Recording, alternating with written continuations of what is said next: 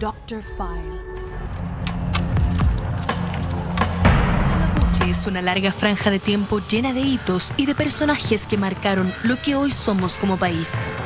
Combates como la Guerra de Arauco y las campañas de Pedro de Valdivia en contra de los mapuches, además de la posterior muerte del conquistador español, no son otra cosa más que signos que nos representan y formaron como nación.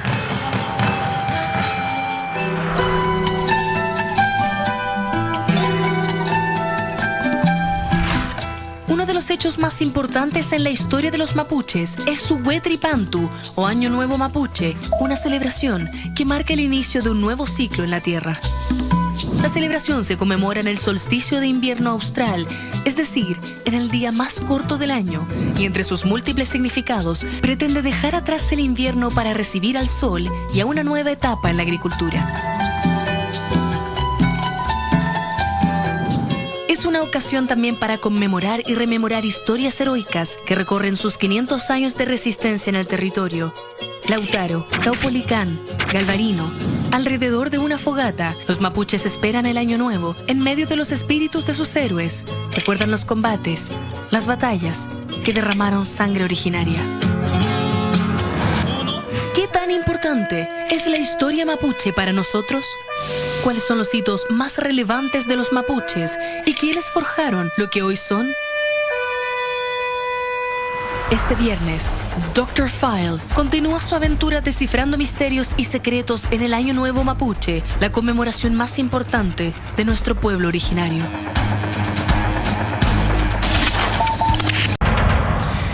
Huetripantu, Dr. File. Así es, querido Eduardo, porque hoy día comienza y se celebra el nuevo año mapuche, un momento especial no solamente para recordar las tradiciones de Arauco en torno de un fogón, sino que, yo tengo que decirlo, Eduardo, pero para mí es muy relevante conocer sobre todo y recordar y saber por qué figuras como Lautaro merecen ser reconocidos como héroes de nuestra nación. En lo particular, para mí, Lautaro, al igual que otros, es digno de un monumento en la Plaza de la Constitución de nuestro país que nos ayude a recordar nuestro ser, nuestro carácter verdadero como chilenos, nuestra idiosincrasia y nuestros orígenes. Aunque, como todos sabemos, al nuevo orden mundial no le guste que los pueblos recuerden su historia, Eduardo. Nosotros sí. ¿Cómo se celebra, se conmemora, se vive el Huetripantu en Chile? Con muchas tradiciones. Y estas tradiciones se viven en carne viva. Bueno, se están celebrando durante todo el día. Ya comenzó la celebración acá, en el sur también. Pero, sobre todo, mira, es un momento donde las familias de nuestros pueblos originarios, que no las quiero reducir solamente a los mapuches representan a nuestros pueblos originarios cuya sangre corre en las venas de uno, Eduardo.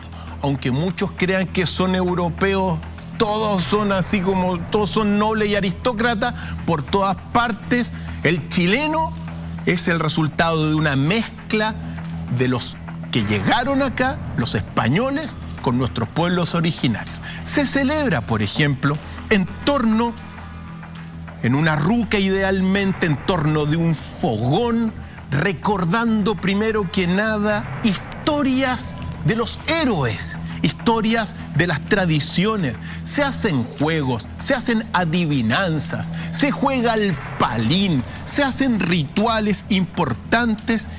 En todo este momento, bueno, en este día que es el día más corto del año, que va a ir recuperándose hasta el día más largo del año, que es el 21 de diciembre, es un momento donde, bueno, sobre todo el pueblo mapuche recuerda la renovación. Cada año hay una renovación. No es simplemente esto un pasar como una línea recta donde lo pasado se acabó, como es Occidente, sino que nuestros pueblos originarios recuerdan los ciclos del tiempo y la renovación necesaria de la naturaleza. Queremos hablar del Huetripantu esta noche, queremos hablar de la concepción araucana del tiempo, queremos hablar del Lautaro, pero hacemos una pausa. Ya regresamos junto a Dr. File esta noche de viernes en Mentiras Verdaderas.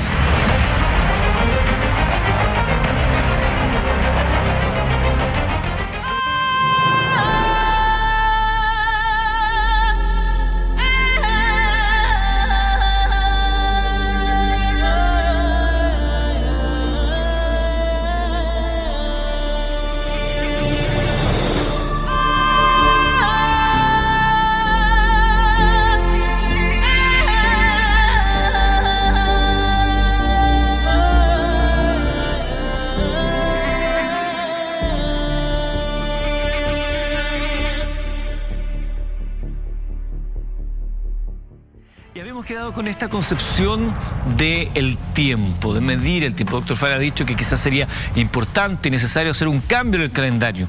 Por eso quería preguntar, y para que a todos nos quede medianamente claro, ¿cuál es la concepción, del tiempo para los araucanos?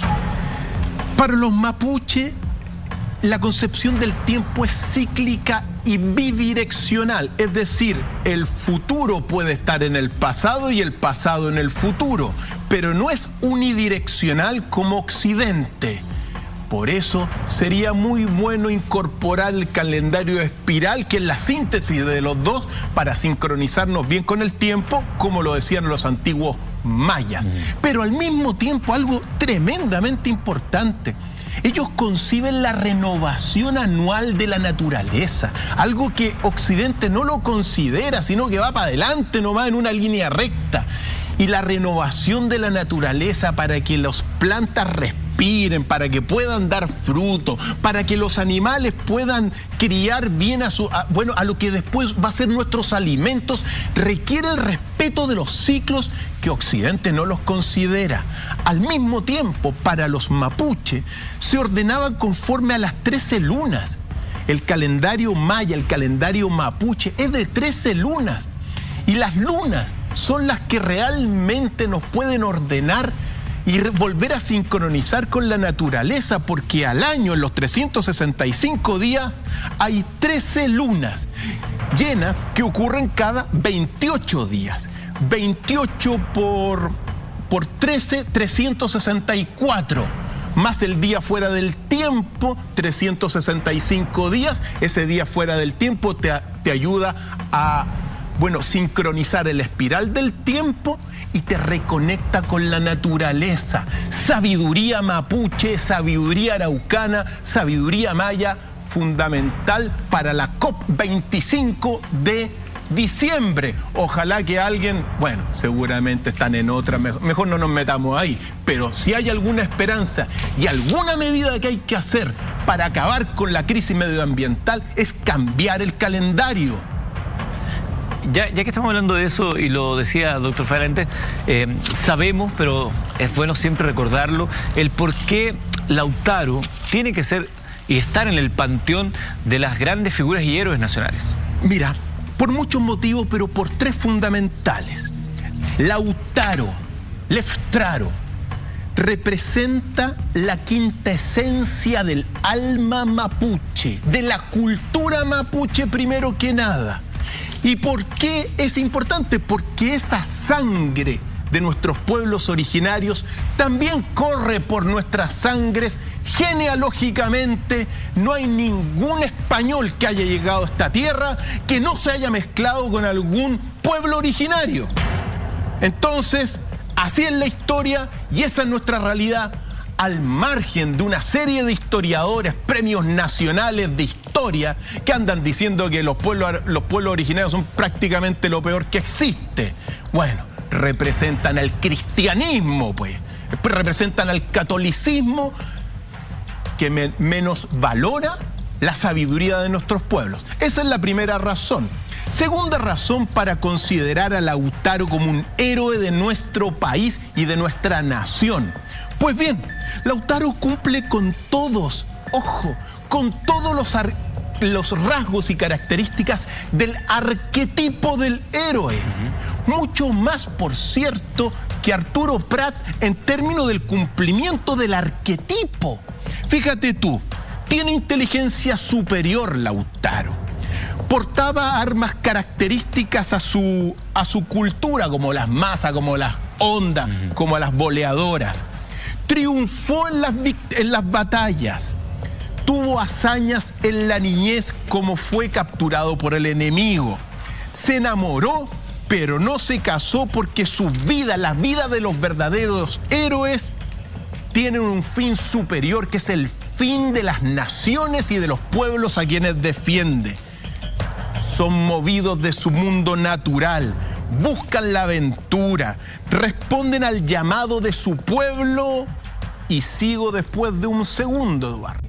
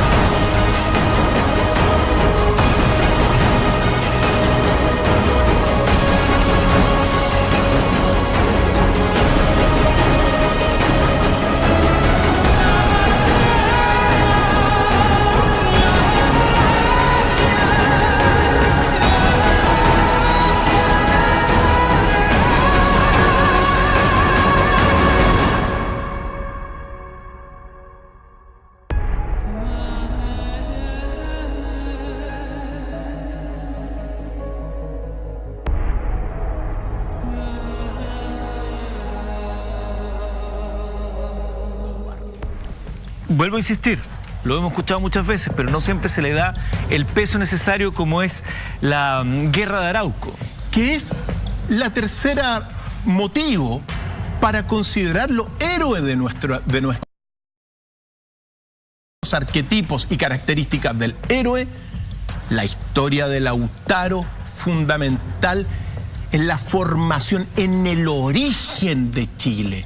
Porque una cosa es el principio de Chile con todo lo que es en 1810 con la independencia, la primera junta, pero el origen de Chile nos remonta precisamente a la guerra de Arauco y al rol protagónico primero de Lautaro.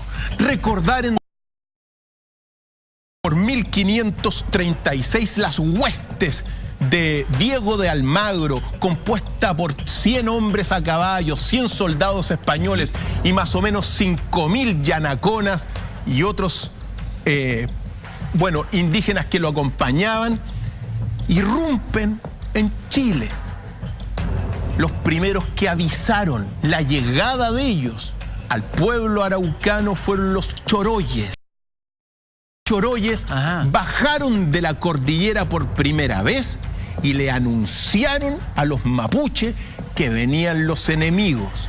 La primera batalla de la guerra de Arauco, que quede claro, porque los historiadores tampoco, estos súper capos, Tampoco la reconocen que fue la batalla de Reino Huelén en el invierno de 1536. Ahí comenzó la guerra de Arauco, donde estas huestes de Diego de Almagro se enfrentaron a unos 30.000 mapuches y los lograron detener.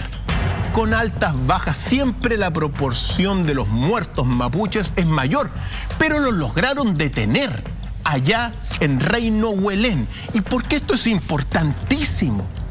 Porque aquellos que menosprecian a los mapuches y a los araucanos en general, oye, Eduardo, los españoles arrasaron con todo el continente fácilmente en términos bastante relativos, pero llegaron acá y en Reino Huelén, sea lo que sea, se tuvo que detener Diego de Almagro y volver a Perú. Después llegó Pedro de Valdivia.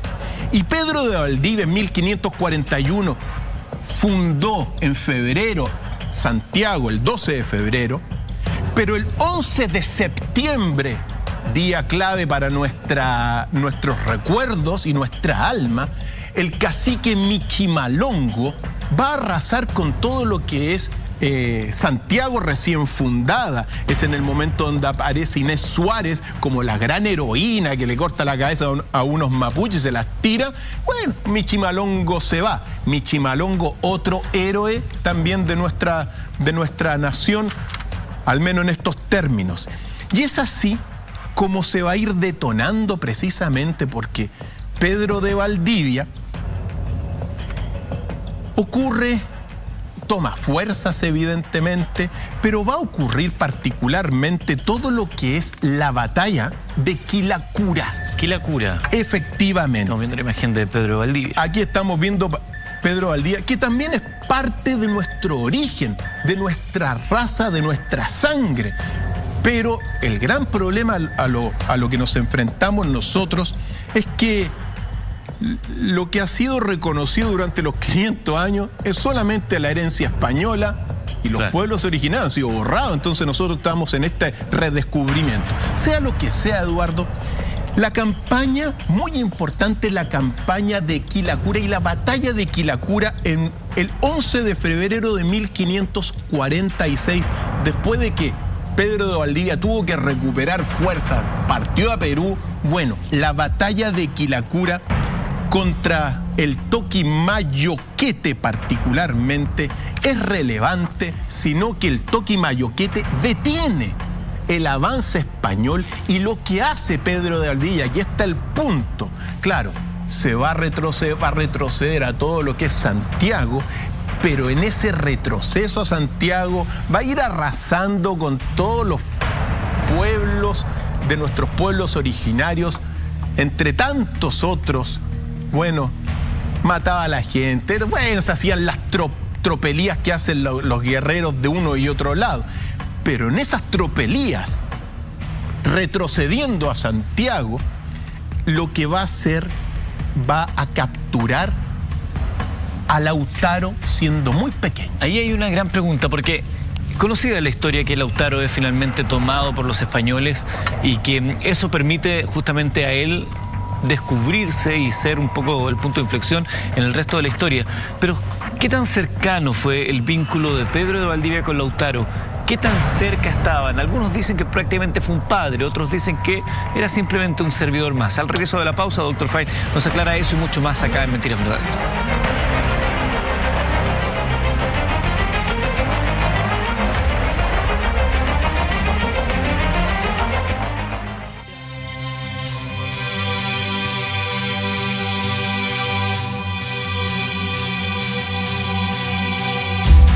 Toda evolución cultural únicamente puede ocurrir como consecuencia de una transformación interna. A la fuerza no hay que buscarla fuera de uno mismo, en lo superficial o lo material. Únicamente a partir de la sabiduría del sujeto íntimo podremos crear una nueva visión para Sudamérica.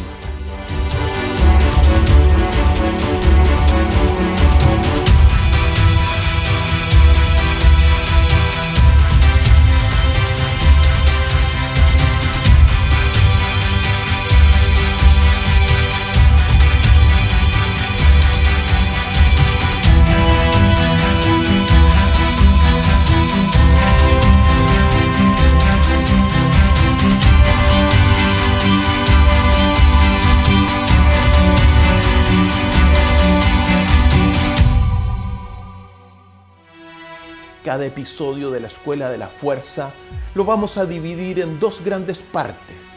En la primera conoceremos lo real y en la segunda plantearemos nuestra reformulación, nuestra visión para construir una sociedad mejor.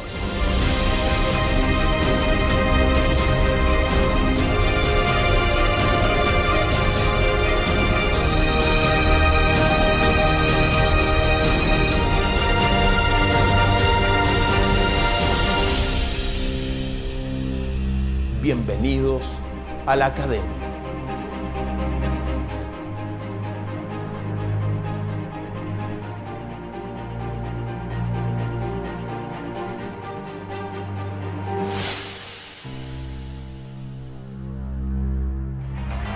De Lautaro, una vez que ya es tomado, y cómo se va produciendo el derrotero de su vida hasta llegar a la muerte. Mira, Eduardo,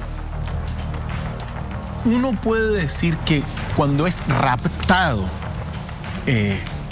Lautaro, bueno, Pedro de Valdivia va a asumir una figura referencial para este joven niño de 6 años prácticamente que fue raptado. Pero realmente uno no puede decir que al margen de cualquier cosa, que Pedro de Valdivia haya sido como una especie de padre para Lautaro. El captor siendo padre, no. Pero sí Lautaro aprendió durante ese cautiverio, el llamado cautiverio feliz también, aprendió que los caballos no eran unos monstruos, que los caballos se podían matar también. Aprendió a montar muy bien, que después fue clave para todo el desarrollo de la guerra de Arauco. Y aprendió todas las técnicas de combate de los españoles, con tal de que después, cuando Pedro de Valdivia irrumpe nuevamente en su segunda campaña y se detona la batalla de Andalién, que fue un desastre para los mapuches, es así que sí, bueno, en esa batalla, cuando va acompañando Lautaro a todos los españoles, Lautaro ve lo que hace Pedro de Valdivia con sus hermanos mapuche, a los cuales les cortaba las manos y los dejaba por ahí desangrándose, les cortaba también la nariz para amedrentar a todo este pueblo bastante feroz y valiente. Pues bien, es ahí, al cabo de un tiempo, donde ve lo que realmente, que Valdivia se transforma en un verdadero monstruo contra el pueblo, que Lautaro huye en el caballo de Pedro de Valdivia y se va a transformar en el Gran Toqui. Y el Gran Toqui que va a comandar la resistencia mapuche. Y bueno, las primeras victorias mapuches hasta todo lo que es la batalla, una batalla donde Pedro de Valdivia es capturado finalmente y es enjuiciado. Se le enjuicia según las normas mapuches Pedro de Valdivia por querer lo peor contra el pueblo mapuche. Por eso fue enjuiciado y según la tradición Leucotón le mandó un mazazo y acabó con la vida de Pedro de Valdivia, el primer gobernador muerto por los mapuche. La historia pasa con triunfos mapuche, pero al mismo tiempo Lautaro, mira, la guerra va destruyendo a las personas. Y Lautaro, al ver la guerra encarnizada, también él se volvió encarnizado. Y es en el momento dado, después de la segunda destrucción de Concepción, donde Lautaro parte con rumbo a Santiago y después de una serie de aventuras que le ocurren, va a ser, no va a ser capturado, sino que va a ser prácticamente, va a recibir una muerte, digamos, inesperada. ¿Fue traicionado? En gran medida sí, porque del río Biobío, sobre todo hacia el norte, habían muchos pueblos de indígenas que estaban apoyando a los españoles. Y Lautaro también les propinó durísimos escarmientos, quemó a muchísimos. Entonces también se ganó la enemistad de estos pueblos. Pueblos que después no lo cobijaron, no lo ayudaron de alguna forma y que particularmente en todo lo que es el lugar bueno, cerca aquí de Santiago, un poquito más al sur, en un momento dado las fuerzas españolas van a irrumpir una mañana cerca del cerro Chiripirco, el 30 de abril de 1557, y Lautaro y sus fuerzas van a ser prácticamente asaltadas de manera desprevenida, y Lautaro va a ser muerto de un flechazo en el pecho.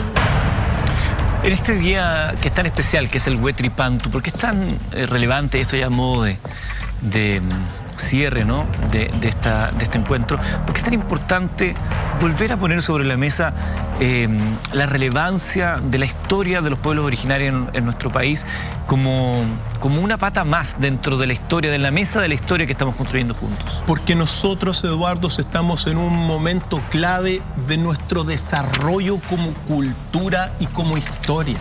Y para poder realmente tener una cultura original y auténtica en nuestra tierra, amigos y amigas, tenemos que reconocer nuestra idiosincrasia, nuestro ser, nuestro carácter y en este sentido también la sabiduría de nuestros pueblos originarios.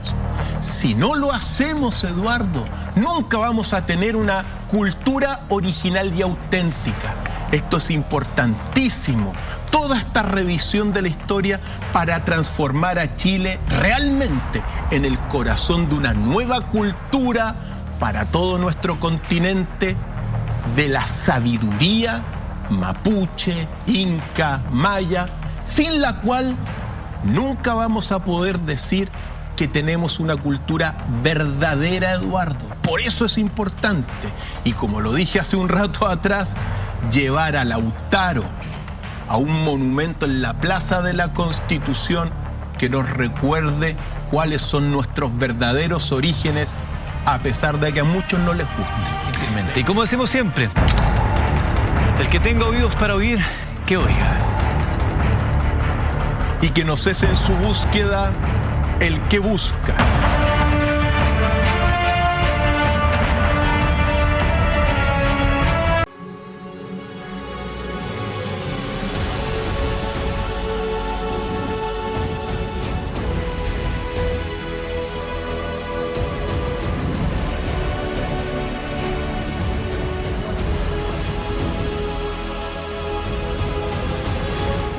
Dr. File.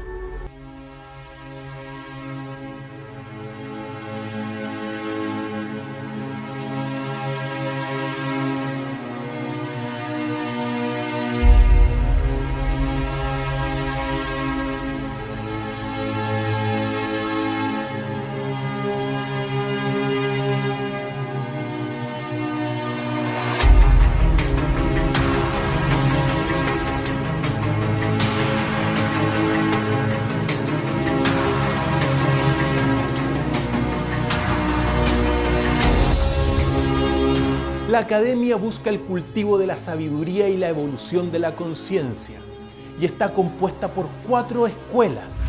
La escuela de los 8 enigmas, la escuela de las 8 culturas, la escuela de las 8 fuerzas y la escuela de los 8 milagros. Las 4 escuelas se relacionan entre sí, al igual que las 8 disciplinas de cada una de ellas. Entre el 8 y el 4 se da la cuadratura del círculo de la sabiduría. Inscríbete en www.academia.university. Nos vemos en la academia.